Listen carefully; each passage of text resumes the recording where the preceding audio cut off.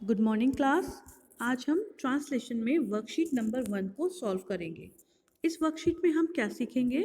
इस वर्कशीट में हम वही सीखेंगे जो हमें सेंटेंसेस को हिंदी से इंग्लिश में ट्रांसलेट करने में प्रॉब्लम देते हैं या फिर प्रॉब्लम क्रिएट करते हैं।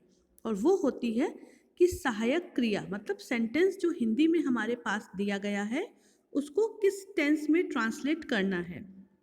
आप लोगों को पता है किसी भी सेंटेंस को हिंदी टू इंग्लिश ट्रांसलेट करने में एक स्ट्रक्चर जो होता है वो हमारे लिए काफ़ी हेल्पफुल होता है। और एक नॉर्मल सेंटेंस का स्ट्रक्चर क्या होता है? Subject, helping verb, verb and object. तो आप लोग किसी भी सेंटेंस में से सब्जेक्ट और ऑब्जेक्ट को तो ईजिली ट्रांसलेट कर लेते हैं, बट द प्रॉब्लम अराइजेज जब हमको हेल्पिंग वर्ब और वर्ब को हिंदी टू इंग्लिश ट्रांसलेट करना होता है। मैंने आपको पहले भी कई बार बताया है, चाहे सेंटेंस इंग्लिश में हो या फिर हिंदी में हो, आप हमेशा क्रिया और सहायक क्रिया इन दोनों को एक साथ लेकर ही चलिए। अगर हिंदी में है तो सहायक क्रिया और क्रिया को एक साथ ट्रांसलेट करिए, और अगर इंग्लिश में है तो वर्ब और हेल्पिंग वर्ब को एक साथ ट्रांसलेट करिए। तो यहाँ पर मैंने कुछ क्रियाओं को उनकी सहायक क्रिया जितनी भी हमने सीखी हैं टेंसेस उनके साथ लिखा हुआ है, और हम ये देखेंगे कि इसको कैसे ट्रांसलेट करते हैं। तो चलिए शुरू करते हैं।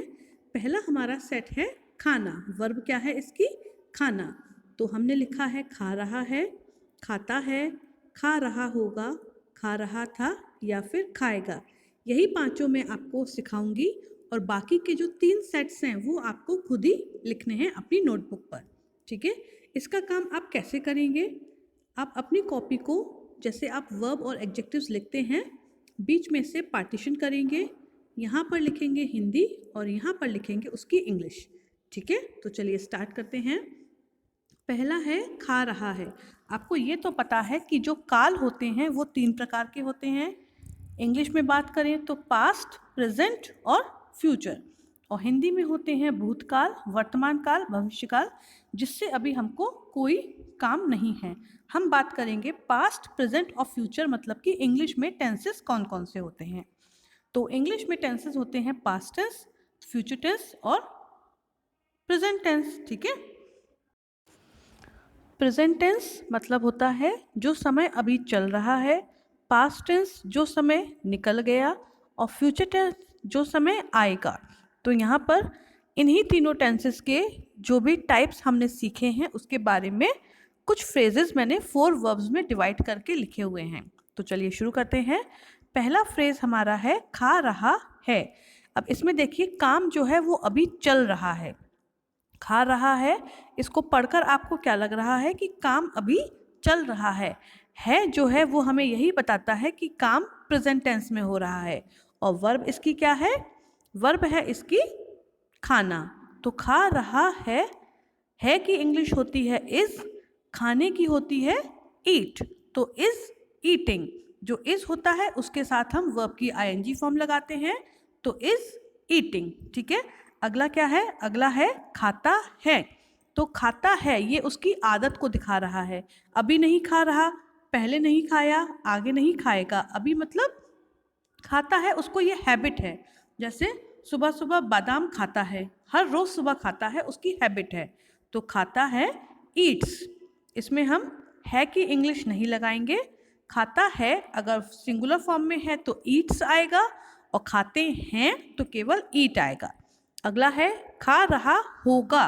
अभी हमें पता नहीं है कि खा रहा है कि नहीं, आने वाले समय में शायद खा रहा हो, हमको अभी कुछ नहीं पता क्योंकि फ्यूचर के बारे में हम कुछ भी नहीं जानते। तो खा रहा होगा फ्यूचर टेंस है। खाने की तो हमको पता है क्या होती है, ईट होती है। होगा, होगा के लिए हम क्या लगाते हैं? या तो विल बी या फिर शैल बी। अगर वर्ब और सब्जेक्ट हमारा आई और वी है तो हम शैल बी लगाएंगे, और सब्जेक्ट अगर हमारा इन दोनों के अलावा कुछ भी है तो हम लगाएंगे विल बी। तो विल बी ईटिंग क्या होगी हमारी इसकी पूरी इंग्लिश? Will be eating. खा रहा है इज ईटिंग, खा रहा होगा विल बी ईटिंग। उसी प्रकार खा रहा था, ये बीते हुए समय को बता रहा है। खा रहा था, अभी नहीं खा रहा, मैंने कल देखा था उस समय वह खा रहा था, काम चल रहा था। तो था की होती है was, ठीक है ना, और खाने की होती है eat। तो खा रहा था was eating, और खाएगा, खाएगा मतलब आने वाले समय में खाएगा। चलिए एक बात मैं आपको और बताती हूँ, है जो है वो हमें बताता है कि काम अभी चल रहा है, था हमको बताता है कि काम बीते हुए समय में हुआ था, और जो गा गेगी हम लगाते हैं वो हमको ये बताते हैं कि काम आने वाले समय में होगा, ठीक है। तो जो हमारी लास्ट है वो क्या है, खाएगा, मतलब आने वाले समय में खाएगा। तो खाएगा उसकी हैबिट होगी, शायद खाए, हमें कुछ नहीं पता। तो खाने की होती है ईट और गा की होती है विल या शैल। तो खाएगा या तो आएगी विल ईट या फिर आएगी शैल ईट, ठीक है। एक बार और देख लेते हैं, खा रहा है इज ईटिंग, खाता है ईट्स, खा रहा होगा या तो शैल बी ईटिंग और विल बी ईटिंग, खा रहा था वॉज ईटिंग, और खाएगा विल ईट और शैल ईट। तो ये 5 जो फ्रेजेस हैं या एक वर्ब के 5 टाइप्स हैं, ये मैंने आपको बता दिए। रिमेनिंग जो 3 सेट्स हैं वो आपको खुद ही करने हैं। करने का तरीका आपको पता है, अपनी कॉपी को ऐसे पार्टीशन में डिवाइड करिएगा, यहाँ पे डालिए हिंदी हेडिंग, यहाँ पर डालिए इंग्लिश, और एक एक फ्रेज को इस तरह से यहाँ पे हिंदी में लिखिए और यहाँ पर लिखिए इंग्लिश में, ठीक है। जैसे आप वर्ब्स और एडजेक्टिव्स लिखते हैं उसी प्रकार आपको काम करना है। तो आज आप लोगों की मीटिंग है, टाइम पर मीटिंग को ज्वाइन करिएगा। आज के लिए बस इतना ही। That's all for today. Good bye.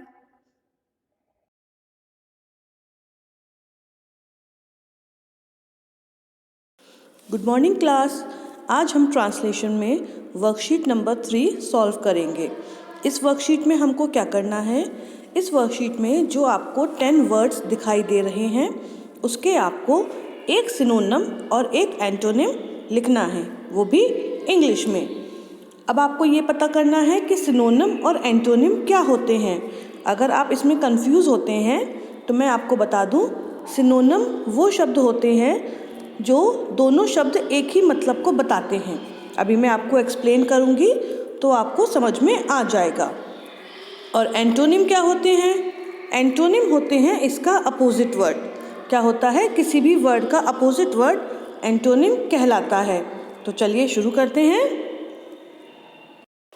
पहले हम नीचे लिखे हुए सारे शब्दों को पढ़ लेते हैं, फिर हम ये देखेंगे कि कौन से वर्ड का सिनोनिम कौन सा होता है और एंटोनिम कौन सा होता है।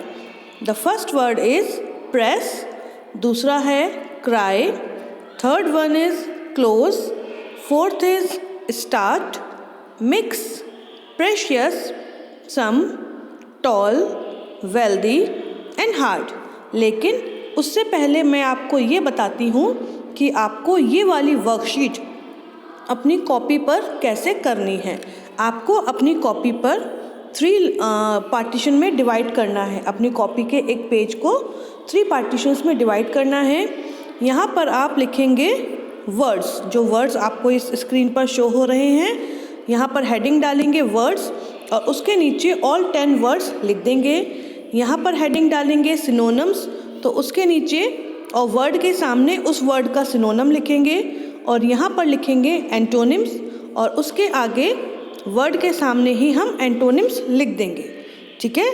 तो चलिए अब हम देखते हैं कौन से वर्ड का कौन सा एंटोनिम या कौन सा सिनोनिम होता है। तो लेट्स स्टार्ट। पहला वर्ड है हमारा प्रेस। प्रेस का सिनोनिम और एंटोनिम निकालने के लिए आपको प्रेस की हिंदी पता होनी चाहिए। प्रेस की हिंदी होती है दबाना। प्रेस की हिंदी क्या होती है, प्रेस की हिंदी होती है दबाना। और दबाने का एक और शब्द है पुश, मतलब दबाव डालना। पुश मतलब क्या होता है, दबाव डालना। हम जब किसी चीज़ को दबाएंगे तो उसके ऊपर दबाव ही तो डालेंगे। तो पुश जो है वो प्रेस का सिनोनिम हो गया, और इसका एंटोनिम क्या हो जाएगा, अपनी तरफ खींचना, तो पुल। तो प्रेस का सिनोनिम हो गया पुश और एंटोनिम हो गया पुल। दूसरा है क्राई। क्राई मतलब होता है चिल्लाना, लेकिन मैंने आपको बताया था कि क्राई का मतलब चिल्लाना किस सेंस में होता है। जब हम बहुत ज़ोर ज़ोर से दहाड़े मार मार के रोते हैं तब हम बोलते हैं कि आई एम क्राइंग। तो इसका सिनोनिम मतलब सेम मीनिंग वर्ड क्या होगा, इसका सेम मीनिंग वर्ड होगा वीप, क्योंकि क्राई और वीप दोनों एक से ही हैं। बस क्राई में हम ज़ोर ज़ोर से चिल्ला चिल्ला कर रोते हैं और वीप में हम धीमे धीमे रोते हैं। और इसका एंटोनिम क्या हो जाएगा? इसका एंटोनिम हो जाएगा, बताइए, लाफ। Very good. तो इन सारे शब्दों की जब हिंदी और इंग्लिश आपको पता होगी तभी आप इसके सिनोनिम और एंटोनिम फाइंड आउट कर सकेंगे। अगला है क्लोज। मैं 3 ही समझाऊंगी। अगला है क्लोज। क्लोज का मतलब होता है बंद करना। क्लोज का मतलब क्या होता है? बंद करना। और क्लोज का सिनोनिम क्या होगा? बताइए, बंद करने की दूसरी इंग्लिश क्या होती है? It is shut. शट मतलब भी बंद करना और क्लोज मतलब भी बंद करना, ठीक है ना। अब इसका एंटोनिम क्या होगा? ओपन। क्या होगा? ओपन मतलब खोलना। तो क्लोज का सिनोनिम हो गया शट और एंटोनिम हो गया ओपन। इसी प्रकार बाकी शब्दों के भी आपको क्या करने हैं? एक सिनोनिम और एक एंटोनिम अपनी नोटबुक पर लिखना है, जिस तरीके से मैंने अभी आपको बताया था कि आपको ये वर्कशीट कैसे करनी है। That's all for today. आज के लिए बस इतना ही। Good bye.